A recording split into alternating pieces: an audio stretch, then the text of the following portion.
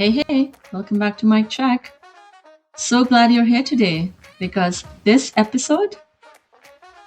one is going to hit differently. We're talking about something I think about all the time, but don't hear people talk about enough. What happened when you start growing in a new version of yourself and not everyone around you grows with you? What do you do with the doubt? What do you do with the people who love the old version of you and aren't quite sure what to make of the new one? And most importantly, how do you stop waiting for permission to become who you actually are? This is what today's episode is about. Episode 5, the version of you that got you here. I've got a personal story in here and that I have never talked about publicly before. We are going into the Kaido events journey, the real version, the doubt, the hard conversation, and the momentum that made it all make sense. Plus, I'm bringing in something Anne Hathaway said that my whole family still talks about. So get comfortable. Let's go. Hey, welcome back to Mic Check. I'm really glad you're here today. I want to start with someone my family absolutely loves, Anne Hathaway. Now stay with me, because this isn't a celebrity story. This is about something she said that I have not been able to stop thinking about since the first time I heard it. A few years ago, she went on Ellen's show, and she talked about coming across an article online. The title of the article was, "Why Does Everybody Hate Anne Hathaway?" And she tried to ignore it. She really tried, but she couldn't. And sitting there with Ellen, she said something that stopped me completely. She said, I realized why I couldn't ignore it was because I hadn't learned to love myself yet. I hadn't gotten there. And if you don't love yourself when someone else says horrible things to you, part of you is always going to believe them. And then she talked about where she'd arrived, a place where she had love and compassion for the people around her, and most of all, for herself. Because she said, I'm not fragile anymore. I watched that interview clip over and over until I fully understand it. Because that word just sat with me. Fragile. And I thought to myself, that's me. That's been me. And I think it might be a lot of us. Because here's the thing. Most of us are walking around more fragile than we let on. Not broken, just fragile. Like something inside of us is held together more by what other people think than by what we actually believe about ourselves. And the hardest part, most of the time, we don't even know it. We only find out when someone doubts us, when someone goes quiet instead of cheering, when we share something we care about, and the reaction we get back isn't the one we were hoping for. And instead of thinking that's their problem, not mine, something in us pulls just a little, just enough. And that is exactly what today is about. Let me take you back to a specific moment. I was sharing what I was building with Kaido events with someone I really respected. Someone whose opinion genuinely mattered to me. And I was excited, properly excited. The kind of excitement you get when something you've been quietly thinking about for a long time finally feels real enough to say out loud. I was telling them about the vision, the kind of experience I wanted to create, the feeling I wanted people to walk away with. And I watched their face, and I caught it. That half second before someone rearranges themselves into polite interest. You know that look. And then came the words, not cruel, not dramatic, just, have you thought about going back to something more stable? more conventional, with your background, you could really go far in a more traditional direction. And I smiled, said something gracious, changed the subject, and I drove home. And for the next few days, I went quiet. Now, from the outside, nobody would have known I still showed up, still did their school run, still went to work, still answered emails, still looked completely fine. But inside, I went to a very small place. You know that feeling where you're not sad exactly? You're just re-evaluating, turning everything over, wondering if maybe the person who said that could see something you couldn't? And the thought starts coming. Maybe the conventional path exists for a reason. Maybe this is just ego dressed up as passion. Maybe the people who stay in their lane know something I don't. And alongside all of that quiet, I did what I always do when I don't want to sit with something uncomfortable. I got busy. Not productive busy, avoidance busy. The kind where you fill every single hour so the doubt doesn't get a chance to sit down and get comfortable. And it worked for a little while. But here's the thing about doubt that nobody warns you about. Doubt is patient. It will wait. And it waited until I was deep in planning the very next event, pulling together details, thinking through the space, writing the copy, and it quietly tapped me on the shoulder. Are you sure about this? And in that moment, I had to make a decision. Not a big dramatic one, just a quiet internal one. Am I going to let someone else's imagination become the ceiling of mine? And I choose no. Not with confidence, not with certainty, just with the stubbornness of someone who wasn't ready to close the door on something that still felt true. So I kept going. And then something happened that I wasn't expecting. After one of the events, a guest came up to me. She didn't say much, but what she said, I will carry with me for a very long time. She said, I didn't realize how much I needed this. I haven't felt like myself in months. And tonight I remember who I am. And I just stood there. Because in that moment, every quiet day, every hour I spent avoiding the doubt, every time I asked myself, maybe they were right, it all just fell away. Not because I needed someone to validate me, but because it confirmed something I had known all along, but hadn't fully let myself believe. That this was real, that it mattered. And the feeling I was trying to create for people, the exhale, the connection, the tonight I remember who I am, was worth every uncomfortable conversation I had to have to get there. And I want to pause here and speak directly to you for a moment.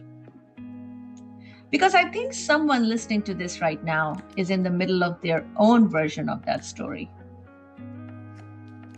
Maybe you shared something you were building, or maybe you thought about sharing it and then decide not to because you read the room first and the room didn't feel safe enough. And part of you filled that away as evidence. Maybe it's not as real as I thought. Maybe I'm not as ready as I felt. Maybe they can see something I can't. So I want you to hear this clearly. The proof doesn't come before you start. It comes after. And you have to be willing to move without it. That is the whole game. Now, moving before you feel ready sounds simple when someone says it out loud, but actually doing it, that is completely different thing. I was listening to Mel Robbins a while back, and she talked about something I honestly dismissed the first time I heard. She calls it the 5-second rule. And the idea is very simple. The moment you feel the instinct to do something, to start something, share something, say the honest thing you've been holding back, you have about 5 seconds before your brain talks you out of it. 5 seconds. After that, the excuse arrives. The doubt gets loud, and you convince yourself it just isn't the right time. So she says, count backwards. 5, 4, 3, 2, 1, and move before the excuse arrives, before the doubt wins, before you talk yourself back into the safe version. And I remember thinking, that can't be it. That is way too simple. But then I thought about how many times I had the urge to do something real, start something, share something, say the honest things, and I waited. And the longer I waited, the quieter the urge got until it disappears completely. And I told myself I would do it next time. That is not caution. That is the hesitation becoming a habit. And what Mel says, and this is what stayed with me, is the hesitation is a habit, and so is the courage. And you build the courage habit the exact same way you build any habit. One small, imperfect, uncomfortable move at a time. This podcast is one of the moves for me. Every episode I record before I feel completely ready is a deposit into something solid, something that doesn't move no matter what reaction I get. And those deposits, episode by episode, event by event, that is how you stop being fragile. Now, I want to talk about something that I don't think gets enough space in conversations like this one. The grief of leaving a version of yourself behind. Because we talk a lot about what we gain when we grow, the momentum, the clarity, the feeling of finally moving in the right direction, but we don't talk enough about what it cost. Because leaving a version of yourself behind, even a version that was holding you back, is still a kind of loss. That old version of me was familiar. She knew how she moved through every room. She knew what to say, what to hold back, how to keep everyone comfortable. And there was real safety in that. The kind of safety that comes from never being fully seen, which also means never being fully judged. I had to grieve her, quietly, not dramatically. Just acknowledge she existed, she served a purpose, she got me here. Every careful word, every time she gave people the smaller, safer version of her excitement instead of the real one, she was protecting something. She just didn't know yet that what she was protecting didn't need that kind of protection anymore. And I think that is where a lot of you are right now. Not broken, not behind, just in the process of realizing that you don't have to be quiet so careful anymore. That you are allowed to take up more space.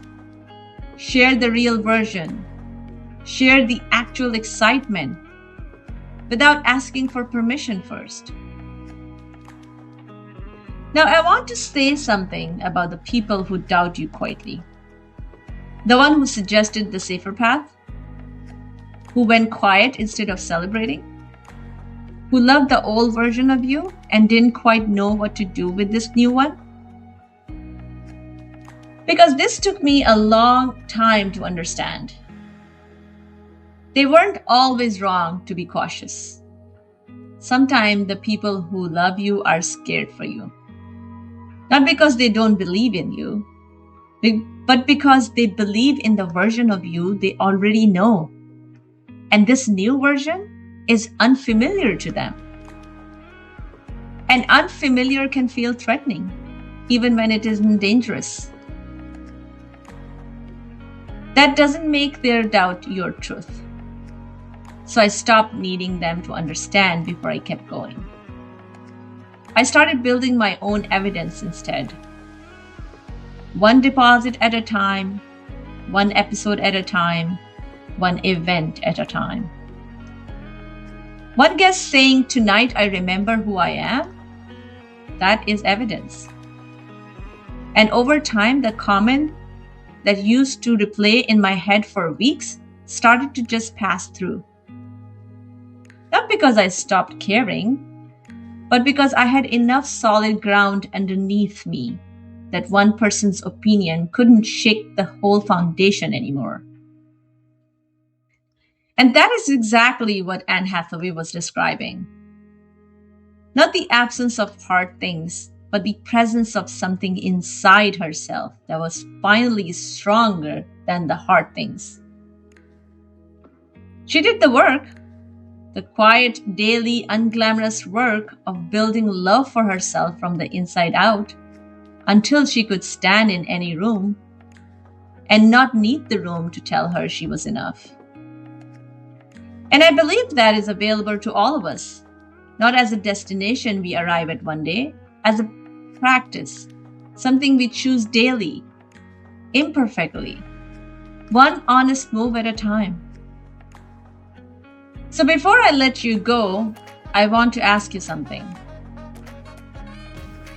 And I want you to actually sit with it. Don't just let it pass by. What is the thing you have been sitting on? The idea, the project, the version of yourself you have been keeping just slightly out of reach? Waiting until it feels safe? Until you feel more ready? Until someone gives you a sign? What if the sign doesn't come? What if ready never quite arrives? What if the only thing standing between you and the thing you actually want is 5 seconds of courage? This is my check. I'm not who I was, and I'm genuinely grateful for that. The older version of me got me here. And this version? She is just getting started. With love for the people around me, and most of all, the way Anne Hathaway described, with love for myself. Because I'm not fragile anymore. And that changes everything. I will see you next week. Until then, be kind to yourself, keep going, and the next time someone suggests a more conventional path, smile, go home, and build anyway. See you later.